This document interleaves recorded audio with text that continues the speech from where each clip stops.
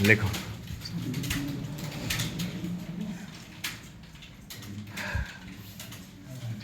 सामाजिक समरसता, संतुलन एवं विकास के लिए समाज निर्माण के दो स्तंभों नर और नारी का होना नितांत आवश्यक है। किंतु विगत दशकों में समाज में पुरुष की अपेक्षा स्त्री के अनुपात में कमी दर्ज की गई है, जिससे समाज में असंतुलन की स्थिति उत्पन्न हो गई है। इन्हीं सब तत्वों को ध्यान में रखते हुए प्रधानमंत्री श्री नरेंद्र मोदी द्वारा 22 जनवरी 2015 को देश के सबसे कम लिंगानुपात वाले राज्य हरियाणा से बेटी बचाओ बेटी पढ़ाओ अभियान प्रारंभ किया गया। अब प्रश्न उठता है कि इस अभियान की ज़रूरत क्यों पड़ी। जाहिर है इसके पीछे कन्या भ्रूण हत्या के कारण देश में तेजी से घटता लिंगानुपात है, जिसके कारण अनेक सामाजिक समस्याएं समाज में उत्पन्न हो रही हैं। आखिर कन्या भ्रूण हत्या क्यों की जाती है? इसके पीछे छुपी मानसिकता क्या है? इसके क्या खतरे हैं? इसका समाज पर क्या प्रभाव पड़ रहा है तथा कैसे इस समस्या का निदान किया जा सकता है? इन्हीं सब प्रश्नों के उत्तरों को तलाश करना आवश्यक है। कन्या भ्रूण हत्या लड़कों को प्राथमिकता देने तथा कन्या जन्म से जुड़े निम्न सामाजिक मूल्य के कारण जानबूझकर की गई हत्या होती है। कन्या भ्रूण हत्या उन क्षेत्रों में अधिक होती है जहाँ के सांस्कृतिक मूल्य लड़के को कन्या की तुलना में अधिक महत्व देते हैं।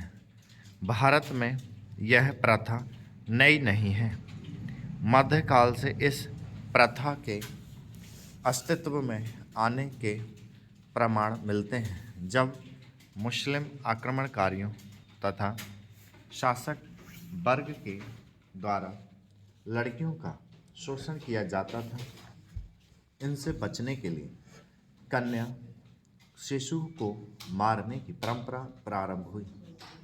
इसके अतिरिक्त विद्वानों ने इसे दहेज से जोड़कर भी देखा है। हालांकि प्राचीन काल में इस प्रकार के प्रमाण हमें नहीं मिले हैं। वैदिक काल में तो कन्याओं की शिक्षा दीक्षा का उचित प्रबंध किया जाता था। ऋग्वेद में सिक्ता, घोषा, अपाला आदि अनेक विदुषी स्त्रियों के नामों का उल्लेख किया गया है, जिन्होंने ऋग्वेद के अनेक मंत्रों की रचना की है। गार्गी के नाम से भी हम परिचित हैं, जिन्होंने गार्गी संहिता नामक प्रसिद्ध खगोल विज्ञान के ग्रंथ की रचना की तथा जैसे विद्वान ऋषि को शास्त्रार्थ में पराजित कर दिया था। प्रसिद्ध स्मृतिकार महर्षि मनु ने तो अपनी विश्वविख्यात कृति मनु स्मृति में लिखा है, जहाँ नारियों का सम्मान होता है वहाँ देवताओं का निवास होता है। परंतु वर्तमान में स्थिति विपरीत हो रही है। चूँकि पहले तकनीक नहीं थी, इसीलिए कन्या शिशु को जन्म लेने के बाद मार दिया जाता था। किंतु अब तकनीक के कारण कन्या भ्रूण को गर्भ में ही मार दिया जाता है। यूनिसेफ की एक रिपोर्ट के अनुसार भारत में सुनियोजित लिंग भेद के कारण भारत की जनसंख्या से लगभग 5 करोड़ लड़कियां गायब हैं।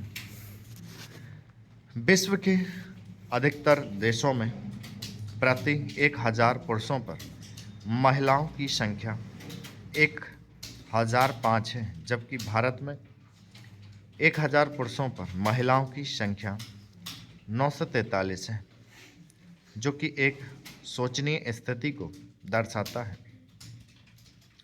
संयुक्त राष्ट्र का कहना है कि भारत में अनुमानित तौर पर प्रतिदिन 2000 अजन्मी कन्याओं की हत्या की जाती है। भारत में यह स्त्री विरोधी नज़रिया समाज के सभी वर्गों में फैला है।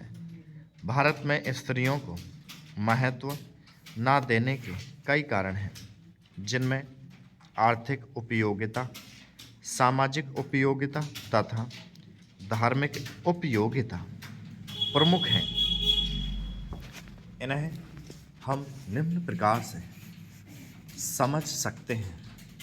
अध्ययन आर्थिक उपयोगिता के बारे में यह इंगित करते हैं कि पुत्रियों की तुलना में पुत्रों द्वारा पुश्तैनी संपत्ति पर काम करने या पारिवारिक व्यवसाय, आय अर्जन या वृद्धावस्था में माता पिता को सहारा देने की मानसिकता के कारण पुत्रों को प्राथमिकता दी जाती है।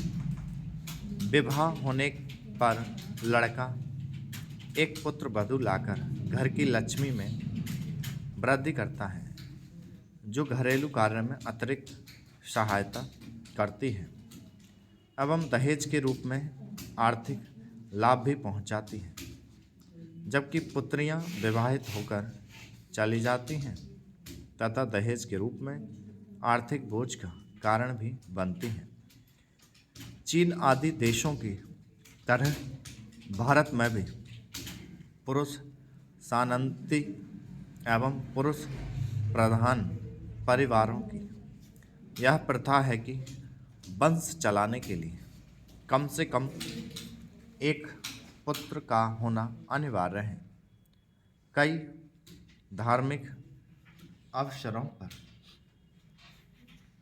परंपराओं के अनुसार केवल पुत्र ही भाग ले सकते हैं, जैसे अंतिम संस्कार एवं श्राद्ध कर्म इत्यादि।